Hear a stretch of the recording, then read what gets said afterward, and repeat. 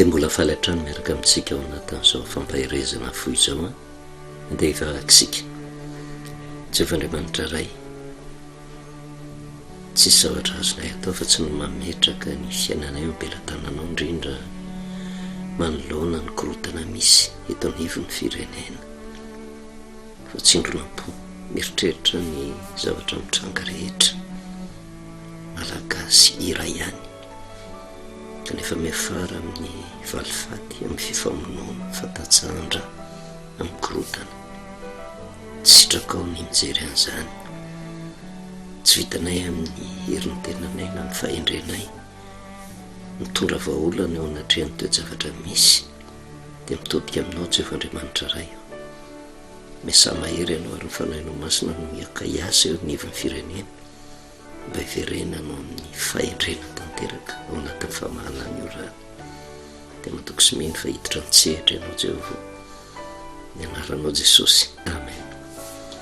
Faly miaravantsika amin'ny anaran'i Jesosy a manao ny fahasoavana sy ny fiadanan'ny tompo ho amintsika mandrakariva tsapantsika fa mivoatra aingana be ny raha eto anivon'ny firenena ary tonga amin'ny zavatra niriny ny akamaroan'ny vahoaka manoloana ny tolona izay natao dia ny fidirana eo amin'ny kianjan'ny 13 Mai isaorana n'Andriamanitra ny zavatra rehetra satria dia natao anatin'ny filaminana tokoa no nafahana niditra teo ary makasitraka ny mpitandro filaminana izay nanany fahendrena mandravina ny zavatra rehetra izay miara-dia tamin'ny vahoaka ary mitondra vahaolana hampahendrena tao anatrehan' izany rehetrarehetra izany tsy andanin'izany ihany koa dia mampahery atsika izay miara-mbony naratra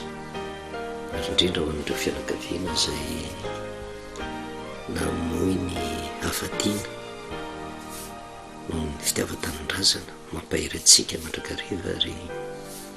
mametraka atsika mbelantanan'Andriamanitra mba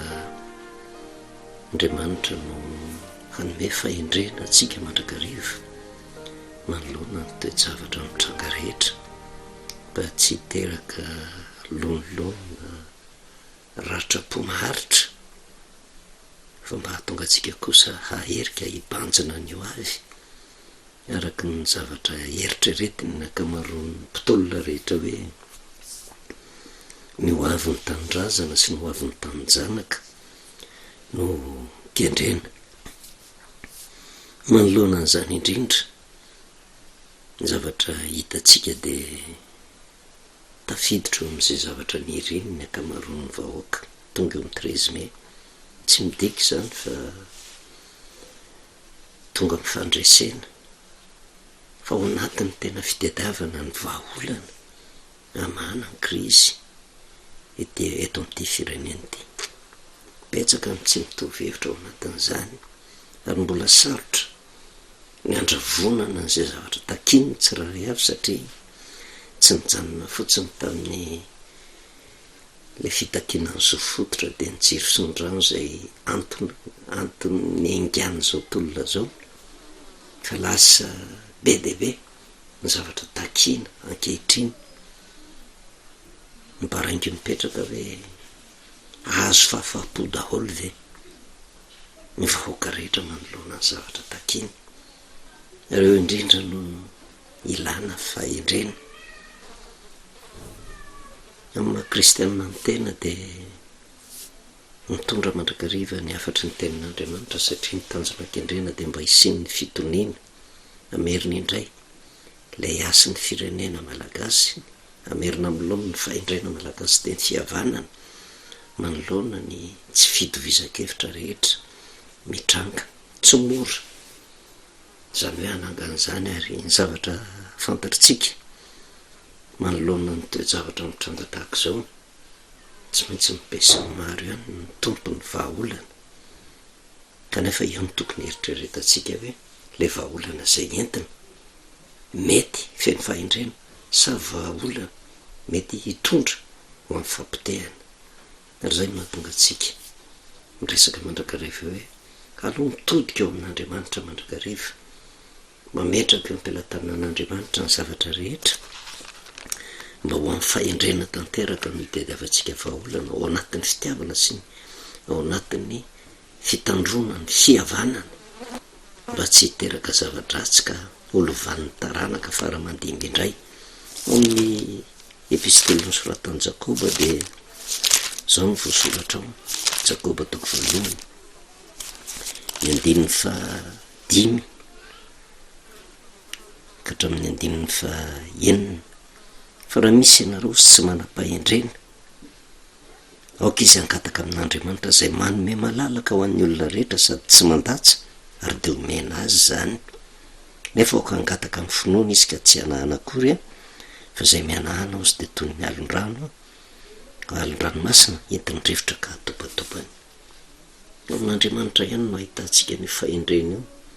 mba ahitantsika mazava manoloana ny zavatra takitsika ary dia miantso ny akamaroan'ny olona rehetra mba hitodika amin'Andriamanitra. Mety ho hafahafa ny fomba nandrenesantsika teto ny fampaherezana tamin'ny farany satria eto amin'ny firenena malagasy dia azo lazaina hoe tsy kristianina avokoa tsika rehetra kanefa mitovy ny tanjonakendrena ao anatin'ny tolona daholy no tsy mitovy ary ny ataoko-pivavahana misy tsy mitovy ny Andriamanitra izay vavahana. Misy mivavaka amin'ny Jehova, misy mivavaka amin'ny Allah,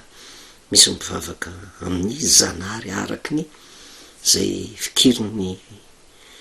izay miazona ny fomban-drazana be dia be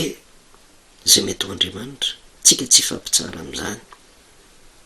fa ndeha ho raisitsika hoe ny Andriamanitra izay ahatsotsika rehetra ireo dia Andriamanitra ambony avokoa ary andeha ho heverina fa tsisy hivavaka amin'Andriamanitra ampikorotana ampiady zany fa matoatsika mitopy-teny fantatra amin'ny Andriamanitra izay vavahantsika dia Andriamanitra mahery afaka hitondra vahaolana, afaka hanolo-tsaina. Andriamanitra manana fahendrena dia araka ny teny tamin'ny farany hoe raha mbola azo atao ireo olona tsy tokony hiteraka fifandirana ny finoana samihafa fa samy miantso ny Andriamanitra, samy mangataka fahendrena amin'io Andriamanitra io ary samy mangataka vahaolana taridalana amin'izay heverintsika fo Andriamanitra izay vavahantsika kanefa tanterahana ao anatin'ny fifankatiavana sy fitandrona ny fihavanana zany rehetrarehetra zany fa farany tsy maintsy ho hitantsika eo ihany. Natrehan'izany rehetrarehetra zany no iantsonantsika rehetra fampieritrretana no nandraisana an'ireny Galatiana toko 5 ireny 17 ka hatramin'ny 15 izay ampatsiarovana kely mba hisaintsainantsika satria ny tena keto dia amin'ny maha-kristianina no hitondrako ny afatra Andriamanitra mba ho fampaherezana antsika izay ampitonena ny fomaratra rehetra mba hatonga antsika hanam-pandeferana ka raha hitady vahaolana tsy amin'ny alalan'ny valifaty akory tsy mitondra soa antsika izany, tsy amin'ny alalan'ny lonolony akory, tsy amin'ny alalan'ny fandrafiana akory satria arak'izay zavatra hafafintsika ihany ange menjady amintsika ary sarotra be mihitsy amin'ny maha-kristianina ny tena handray fanapahan-kevitra manoloana ny toe zavatra mitranga indrindra raha ny tena hoe niara-ny vona zany, raha ny tena hoe nanana fianakaviana ndaosy ny fahafatesana vokatry ny etraketraka zany sarotra be ny miaraka amin'Andriamanitra. Samy mafana fo daholo tsika ankehitriny, samy tezitra daholo manoloana ny toe zavatra mitranga kanefa raha votsofofy izay fahatezeran'izay dia tonga tena mahanaonao foana dia na ny fanapahan-kevitra raisina sy ny vahaolana tediavina azy dia mety vahaolana tsy misy fahendrena kanefa mety hitarika zavatra hafa amin'ny ho avy zany rehetrarehetra zany. Tsika teto nahita mihitsy ny fifandimbiasam-pahefana nisy ny fanonganam-panjakana tamin'ny fomba amin'ny lafiny rehetra rybetsaka ake no miteny hoe zay nataonao teo aloha ihany no miverina aminao kanefa tokony hitodika amin'ny tenantsika isika amin'izao vanim-potoana zao hoe sao dia ny ataontsika ihany koa ny hifototra amintsika koa ao ariana marina foana io arakarak'izay nataonao tamin'ny olona nataon'ny olona aminao ihany ary eo no hitarainana amin'Andriamanitra mba hananana fahendrena satria tena mahafinaritra mitanjona kendreny ny mpitolona hoe noaviny tanyrazana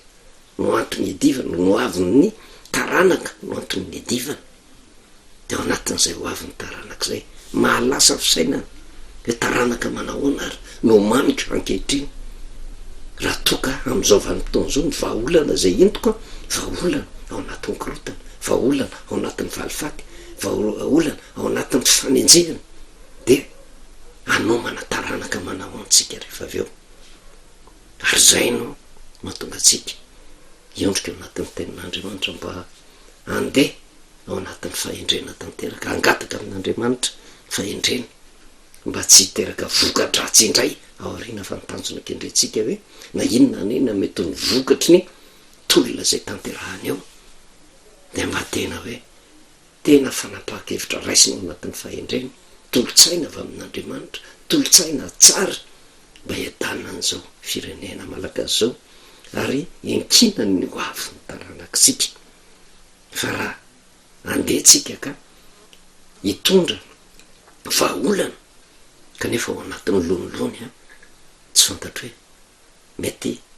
mihoatra lavitra no faratsiana hitatsika am'izao vanimpotoana zao no hitaizahantsika zanakitsika amin'ny manaraka ao amin'ny galatianina toko 5:17 hatrany 5:10 de mampatsiaro kely hoe fa nantsona ao amin'ny fahafahany ianareo raha laoso kanefa aoka tsy entinareo anaraka ny nofo zany fahafahany zany fa mifampanompo amin'ny fitiavana tanjona kendrena ke ary tena ao anatin'ny fon'andriamanitra mihitsy ny hatonga ny vahoaka ny tena ho afaka zany hoe tena ana ny fahaleovatenany manokana mihitsy kanefa raha tonga am'izay fahafahan'zay hitaky an'izay fahafahan'zay de aoka tsy hoentina anaraka ny nofo zany fahafahany zany fa miantso atao mifampanompozy amin'ny fitiavana fa tanteraka amin'ny tenindray ihany ny lalàna rehetra de izao tiavana namanao tahaka ny tenanao fa raha mifandramatra sy mifampihinany ianareo a tandre mifaso mifandringana manoloana ny vahaolana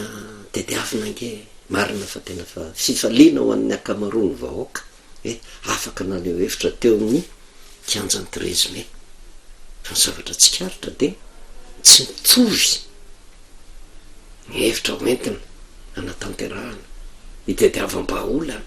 ary io no tsy maintsy mipetraka mandrakariva eo tatapatra boribory araka ny nambarako hatram'izay hoe de tsy maintsy ao anatin'ny miady mandrakariva ve sy ao anatin'ny fiandrasana kendrotoana sy ao anatin'ny valifaty no hitediavam-bahaolana fa tsisy fomba hafa ave mba fahana mitady vahaolana satria raha ny fotsika am'izao vanimpotoana zao mety orariny angamba raha maly vaty amaly botana ny zavatra natao tanytena fa raha mitsinjo no avy ny zanakitsika isika satria ny tanjona kendrena de hoe vahaolana ho an'ny taranaka faramandimby de tsy tokony ho tetenitsika raha ny soratra masina tena sako ny teny hoe sarotra reo olona manaraka an'andriamanitra raha tsy teny fotsiny teny Jesosy Kristy de tena aza mamary ratsy ny ratsy reseho ny soa ny ratsy raha nona ny fahavalonao meo hoanina raha mangetaheta meo rano sotrony sarotra ny manatanteraka an'izany kanefa zay moa nyfamarina ny tenin'andriamanitra ary mety hiteny isika hoe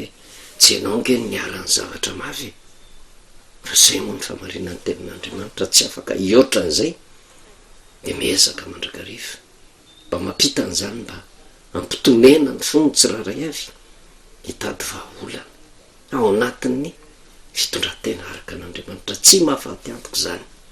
raha tafatotika am' Jesosy fotsiny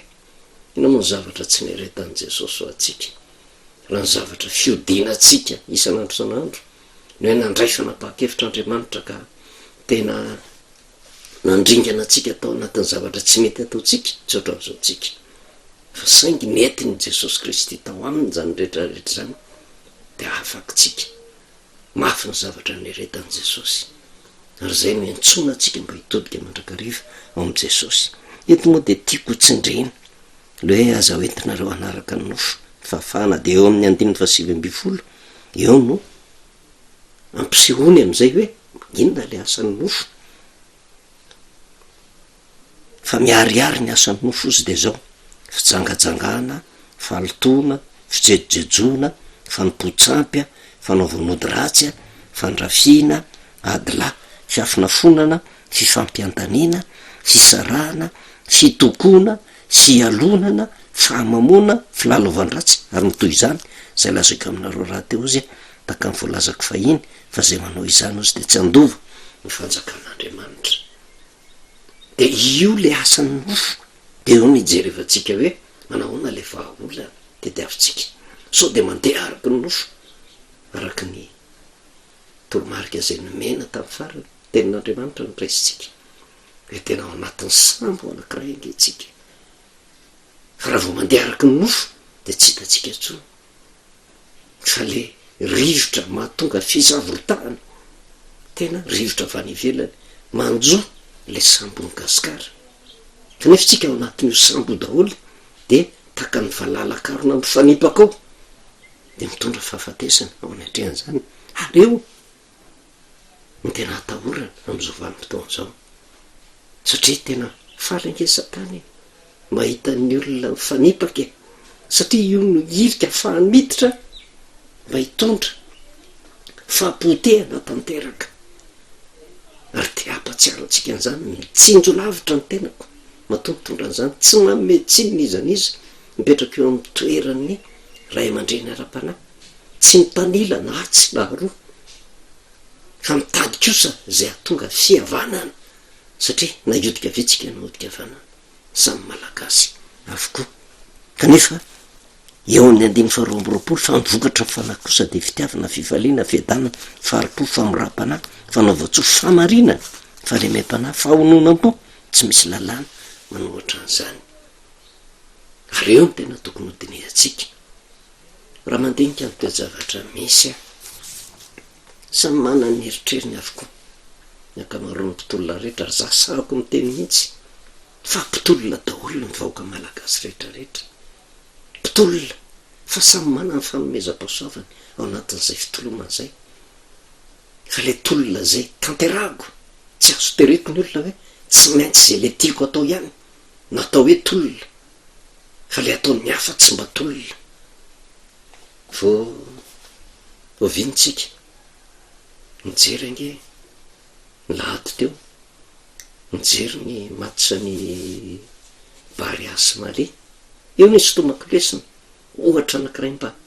hodinihantsika tanteraka mihitsy. Ekipa malagasy eo ambonin'ny terrain anankiray hifaninana amin'ny ekipan'ny Mali eo ambonin'ny terrain. Reo zany azo lazaina hoe ny fahavalo, za tsy miteny hoe tena ady saritaka akory fa kilalao io fa azo isotomana lesona. Ny fahavalo eo ambonin'ny terrain de ny ekipa malianina zay hifanandrina amin'ny ekipa malagasy. Ny zavatra misy nefa tena mila firaisapo sy firaisan-tsaina eo anivon'izay fifanandrina an'izay manoloana ny fahavalo zay atrehana, satria ny tanjona kendrena ny voaka mpandresy. Mampalahelo moa de resin'ny malagasy ary mampatahotra sao sanatria ho resy isika, fa ny zavatra mitranga nefa de ty eo ambony terrain eo samy manana ny anjara andraikiny avokoa ny mpilalao rehetra. Mpilalao malagasy ny tiako resahana mba entina hampieritraretana atsika manoloana ny toe-javatra misy. Fa raha mpilalao hoe tena tonga eo ambony terrain ka olona tsy mifankahazo nataonao anaty ekipa anankiray,